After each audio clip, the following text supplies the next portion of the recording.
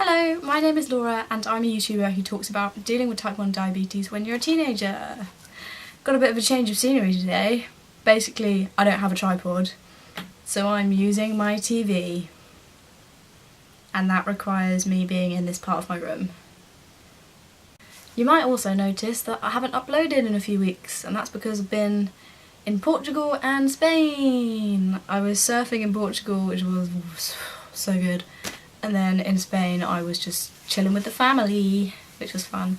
I was going to do a video soon about travelling with diabetes, so if that's something you're interested in, then you better stick around and wait for that video to be uploaded, because I want it to be uploaded soon. But today I want to talk about something that is very prominent in teenage lives, and that is drinking. Obviously you have to be very careful when you're drinking anyway, but if you're diabetic you have to be extra careful, unfortunately. The symptoms of your sugar levels being low are very similar to when you're drunk. So if you're kind of passed out in a corner, or I don't know, looking a bit out of it, or you're feeling a bit out of it, it might not be just because you're drinking. So it's important to make sure that you're monitoring your sugar levels. And it's important to make sure that there's a friend there with you who knows to tell you to test your sugar levels if you're acting weird. If there's somebody there who can just be like, look, you're acting weird, test your sugar levels. You're more likely to go hypoglycemic when you drink. Basically, alcohol counteracts the ability of the liver to produce new glucose. It does this by keeping the enzymes occupied with breaking down alcohol.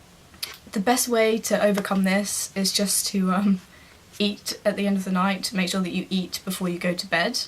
It's very common for sugar levels to drop overnight when you've been drinking, so the best thing to do is just to, I don't know, stop by the kebab shop on the way home from a night out, or, you know, just get some chips, eat some biscuits, eat some long-lasting carbohydrate without insulin, so that your sugar levels do not drop overnight. Also, the next day when you're hungover and feeling crap,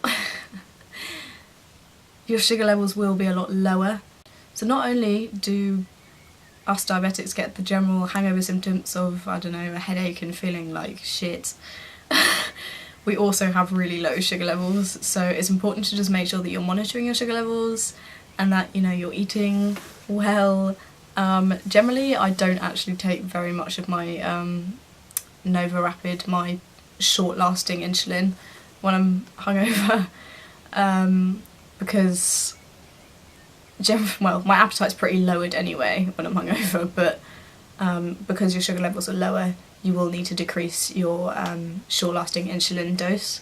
So it's really important to remember to do your long-lasting insulin injection as well.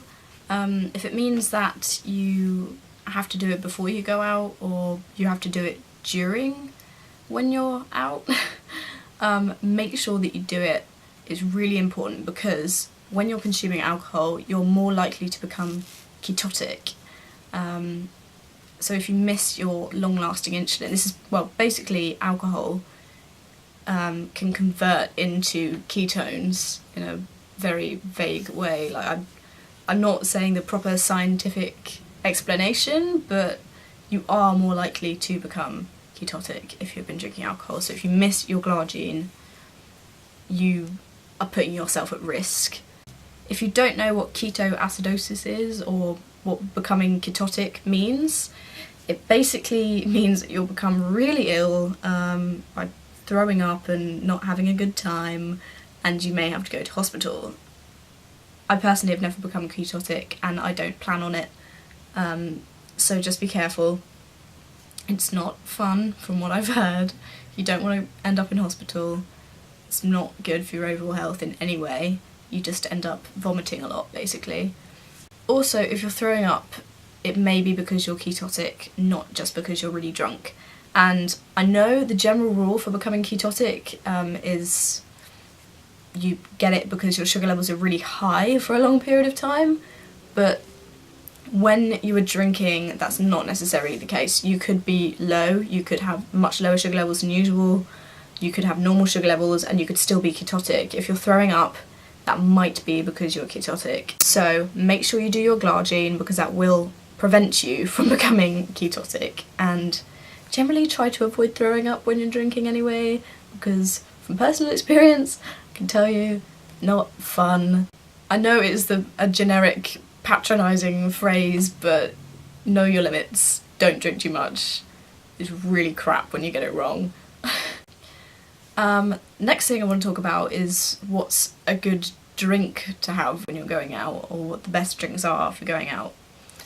Obviously you need to avoid really sugary things like Malibu is ridiculously sweet,